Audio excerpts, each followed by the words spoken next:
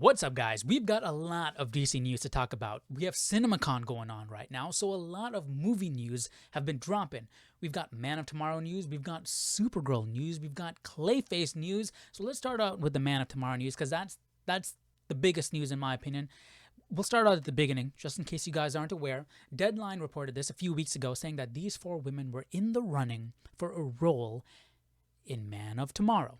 James Gunn went to Threads to report and say this is not against Nexus, because he's replying to a Nexus thread post saying they're sharing what Deadline reported, but Deadline's reporting is shoddy and incorrect. I've always thought Deadline was pretty thorough in their journalism, but that's not the case here, so I'm frankly disappointed. If someone would have run these names by us, we would have said it's BS. I've been friends with Adria for a long time since I cast her in the Belko experiment. I'm a fan of both Marissa and Ella, but I've never met either of them. Crazy. So he's pretty much flat out denying this report from Deadline via Nexus. Okay, but you pay attention here. There's something a little bit peculiar about Nexus little tweet thing here. Nexus said Maria, Ella, and Adria are testing for the role of Maxima for DC Studios' Man of Tomorrow. They left out one figure, Sydney Chandler. And we'll get to that in a little bit. Actually, let's get to it now. Sydney Chandler has been reported to play...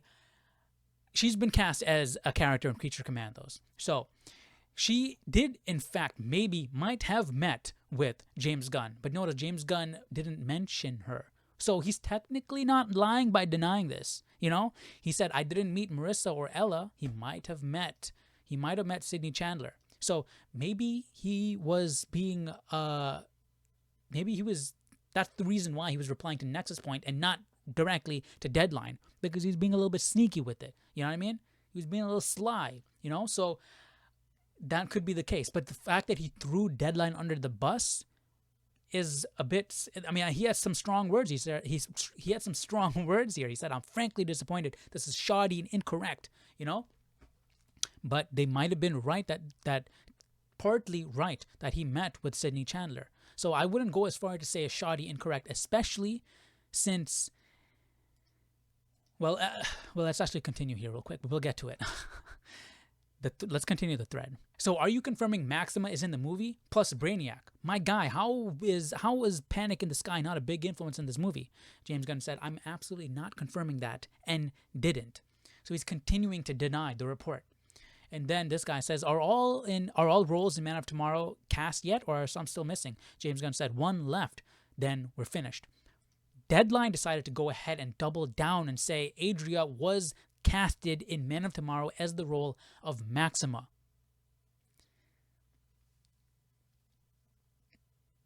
James Gunn saying that's flat out wrong. He's saying that here's the thing. You got to look at his words. He's not really saying that's flat out wrong. He's saying I've been friends with Adria for a long time. I'm a fan of Marissa and Ella, but he's saying that the report is shoddy and incorrect. So what part of the report is shoddy and incorrect? That he met with Marissa and Ella, or that there's something with Adria? Right? So if there was something going on with Adria, I would not say this report is shoddy and incorrect. So he was wrong for that if the report on Adria is correct. Okay? And I still think he's wrong because we know now that Sydney Chandler was cast in a role in DCU. So they were partly correct about something, that maybe he did meet with Sydney. And even if he did meet, she was cast in the DCU. And she might potentially be in Man of Tomorrow because, as we know, in the DCU, animation is connected to live action, is connected to video games. Okay, it's all connected. It's all one universe. So they doubled down. Deadline doubled down that Adria landed the role of Maxima in Man of Tomorrow. Number one, if that's the case, what's up with Hollywood? What's up with the Hollywood?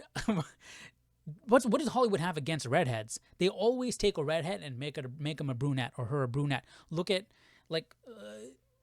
Mary Jane Watson. I mean, yeah, Mary Jane Watson is Michelle Jones with Tom Holland and that travesty of a Spider-Man. But I mean, it happens so many times where you have redheads become brunettes in Hollywood. And if this happens, it's just, I mean, if she is Maxima, it's going to happen again. But we have this other report from Hollywood Reporter who's also kind of backing Deadline's report and saying that Adria did win a role in the Superman sequel. Superman sequel, not really a sequel. It takes place after Superman, but it is I'm going off on tangents here. It is a Superman Lex co-story, you know. But no, there's something different here. They said after several rounds of screen tests, Adria has been chosen for the mystery role in DC Studios' Superman sequel. It was previously reported that the character was comic heroine Maxima, but it's unknown if that's correct. So, if this is correct, if Adria did in fact get a role in Man of Tomorrow, I would, if I was James Gunn, I would not call Deadline shoddy and incorrect and throw them under the bus like that. That was wrong of him. But let's talk about this. The fact that we don't really know who Adria is playing. Is it Maxima? Is it Wonder Woman? Right? Because this has been going on around now. Because we don't know who this is, people have been talking about, what is she going to be playing Wonder Woman? Because she does kind of look like she could play Wonder Woman. So yeah, you want a brunette who looks like this to play Wonder Woman, right? I don't know. I don't know yet. Because, look at this. Wonder Woman is an Amazon. She needs to be in comparable height to Superman and Batman. This is the Trinity right here, okay? David Corn Sweat is 6'4". Adria is 5'5". That does not look good right there. This is the problem of casting David Corn Sweat as Superman. And I'm not saying David is a bad Superman. I feel like he gets the character. I just don't like James Gunn's directing of the character. I feel like David Corn Sweat has a better instinct as to how Superman should be than James Gunn does. To go back and look at one of my videos, I go over the audition tape from David Corn Sweat. His interpretation of the scene with the interview with Lois Lane versus James Gunn's interpretation of that scene that we saw in the movie. David gets the way Superman should be played. James Gunn doesn't. It's the height. They casted themselves into a corner with David's height because David is extremely tall. And you need to find other actors that are comparable to that height. Adria is not. She's 5'5", almost an entire foot shorter. Yeah, she's going to have heels on, but still, look at that. She's going to be standing here with the Trinity. That does not look good. I mean, she needs to be up there in height. She needs to be at like 5'11", like Gal Gadot was 5'11". Gal Gadot, Ben Affleck, and Henry Cavill, those three together looked fantastic. Henry Cavill, perfect Superman. Ben Affleck, perfect Batman. I didn't like his suit very much. I like longer ears, and I didn't like how bulky it was. And I didn't like the direction and the writing for his character. But that casting was perfect. The casting in the DC was fantastic. You know, it was really, really good. I just didn't like certain aspects. But this, I wouldn't pick her for Wonder Woman because of the height. Really, she's too much shorter than David Corn Sweat. Now you might be wondering, who is this Paul Anthony Kelly guy? It's a guy that a lot of people have been fan casting for Batman, and if you look at that, that's like spot on right there. Dude, 6'2". He looks like Bruce Wayne. He really looks like Bruce Wayne, dude. I can definitely see that. I can definitely see the vision. So yeah, man. What do you guys think about this? What do you guys think about Adria potentially playing Wonder Woman, maybe Maxima? But I don't know. If she plays Maxima, sucks that she's not a redhead, but I don't really care because I don't really care about Maxima like that. Wonder Woman, though, she looks the part, her face-wise, but height-wise, I'm not feeling that. That's way too short. Her standing with the Trinity, I don't know how that's going to look. That's going to look a little bit odd. So let's move on from there to Supergirl. Supergirl and Clayface. We got scenes. We got brand new scenes of Supergirl and Clayface at CinemaCon. The entire description of the scenes are out. If you guys want to read it, I'm not going to read them here because I don't want to be spoiled. But apparently the scene for Supergirl was good.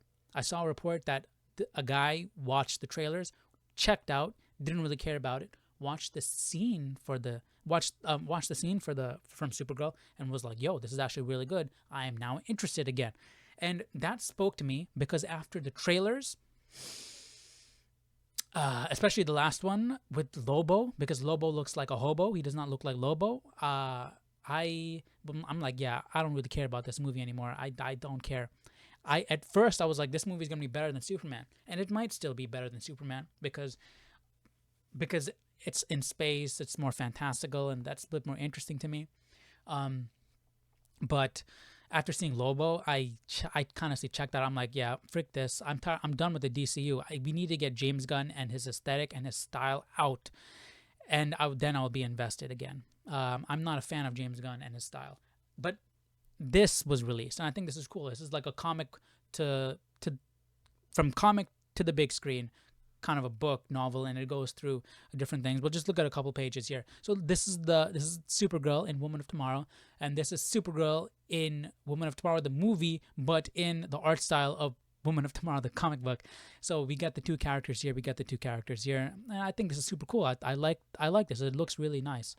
And we get some high def pictures of Kara Zor-El, of Supergirl in from the movie, and it looks cool. We get her in her civilian costume, and we get in her Star-Lord cosplay, and we get her in her Supergirl costume here. And I think it's cool. She looks good. I think she's going to be a solid Supergirl. The outfit looks good. It's nowhere near as good as the costume design in the DCEU. I don't understand James Gunn, especially looking at that Superman costume. Look at Henry Cavill's Man of Steel costume, and look at David Cornsweat's Superman costume. It's night and day. I don't get it. I don't like this logo. I don't like this is much better than, this looks much better than David Cornsweat's costume in my opinion, but I don't like the logo. I really don't like the logo. I like the S to look like an S. I like it to be round. I look at the S, the classic traditional shape. It's classic, it's traditional, it's hopeful, it's that Boy Scouty look, kind of a look. It's like, it's homey, it's familiar. This is cold, clean, minimalist. It does not scream hope to me at all. It works more for Supergirl than it does for Superman, but I don't like the logo. I don't. But yeah, but the overall costume, I think I'm fine with it. I like it more than Superman's costume. But again, I don't get why James Gunn does not utilize the people who worked on, even if you don't like the design of the costumes in the DCU, if you don't like the way they looked, they were designed better for what they were. I wasn't a fan of the Man of Steel. I wasn't the fan of Henry Cavill's costume simply because it was so dark. But you brighten that thing up, that's the best designed Superman costume, hands down. That thing looks fantastic. I don't like the Flash's costume, but it was designed very well, Like there was thought behind it. It fit cool. It looked cool. Even if you don't like the aesthetic, it was designed well. David Cornsweat's costume was not designed well. And his physique didn't accentuate his physique, but also his physique wasn't at the level of Henry Cavill. Like the standard, where's the standard visually? At least I don't like Zack Snyder's storytelling in the DCEU. He threw storylines into his script like tomatoes at a bad stand-up comedy show.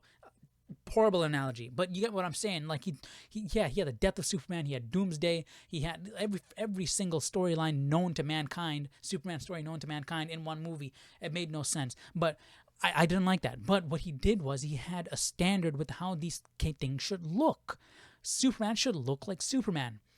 Like Henry Cavill had to work out. He had to lean down. He had to dehydrate so the muscles pop and look good on screen. Like he needed to look good. He needed to look otherworldly. These superheroes need to look larger than life. They don't need to look like a regular guy in a pajama onesie. You know what I mean? So anyways, that brings me to Lobo. Look at Lobo. He looks like a pudgy hobo. Doesn't look like Lobo, and it makes me so sad because Jason Momoa. I'm a big fan of Jason Momoa, and Jason Momoa has been a fan cast for Lobo for years, since Khal Drogo, But he doesn't look the same like he did with Khal Drogo because he drinks Guinness and he let himself get pudgy, and James Gunn is fine with that. James Gunn doesn't have that standard. He's not like, hey, dude, you need a cut. What are you doing? This is a superhero movie. You need to look like a superhero. He doesn't look like Lobo, and the makeup, man, look at that. It looks like it's all smudged up and it looks weird. It doesn't look clean. Look at the hair. It's all messy. Everything here is adding up to the fact that he looks like a mess. He does not look like Lobo. Look how clean that looks. Look at how chiseled Lobo is. Look how, even though his hair is big and not messy, look how his hair is wild. It's not messy looking. This looks unkempt, messy, unclean, smelly hobo look, That's not what I want. And you add on top of that the performance that Jason Momoa is giving. It's like an over-the-top Aquaman kind of a performance, and then add the MCU as humor into that as well. Yeah, man, count me out. I'm tired. I'm tired of that. I'm tired of the whole MCU James Gunn vibe. I don't want that, and that's why I checked out. So, yeah, man. Anyways, let's move on to Clayface. Clayface was another thing that was released at MegaCon. A trailer was released. People saw it. They thought it was grotesque, body horror, crazy. It's gonna blow your mind. It's dark. It's scary. It's grim. It's unlike anything else in the DCU. Why is this movie being made? I don't get why this movie is being made.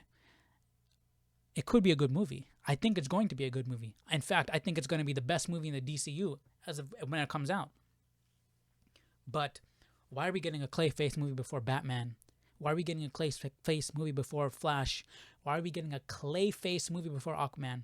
Why are we getting a Clayface movie before Wonder Woman? Why are we getting a Clayface movie before the greatest superhero of all time, aka Martian Manhunter? Makes no sense. It feels like James Gunn is like, hey, that's a cool script. Let's turn that into a movie. Hey, that's a cool idea. Let's turn that into a TV show. Hey, that's a cool thing. I want to see what happens when we put that on the big screen. And we're putting individual ideas first, and we're not putting the whole universe as a whole first. And the reason why I can say that is because look at what happened. Where is the Amanda Waller show? Where is the Authority? Where is Swamp Thing? Why did we start off the entire universe with a Suicide Squad rip-off animated series in Creature Commandos? I like Creature Commandos, but it's like I don't understand the direction of this universe. It's not being done like I might like every single individual project that comes out, but I would not do that for a universe. This is not how I would build a universe. And the thing is, I don't like every single individual project that comes out. I think Clayface is going to be good, but just because I think it's going to be good doesn't mean I think it should exist. You know what I mean? I question James Gunn's direction. As the co-head of the DCU, I don't think he should be there. I don't think he should be in that position. I don't think he should be directing anymore. I don't want him to. He's already directed Superman and Man of Tomorrow. He has a monopoly on the super family. You know. I don't think that should be the case because I don't like his take. He can write. That's fine. I don't think he should direct. He needs to be funneled through somebody. He needs to be filtered through somebody. If he's the director, everything is being filtered through him. You know what I mean? Look at Creature Commandos. I thought that show was good. James Gunn wrote that. He didn't direct it. So James Gunn's ideas were filtered through somebody else, and that show was good. Scenes were allowed to breathe. Emotions were allowed to sit. That didn't happen in Superman.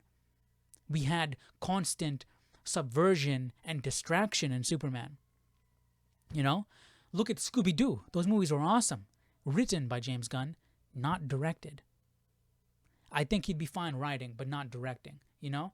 I don't want the DCU to become Guardians of the Galaxy. I don't want the DCU to be the MCU. I don't, okay? I'm sick and tired of that nonsense, that cheesy, lame sense of humor. And I'm seeing that in Supergirl, which is why I got checked out, you know?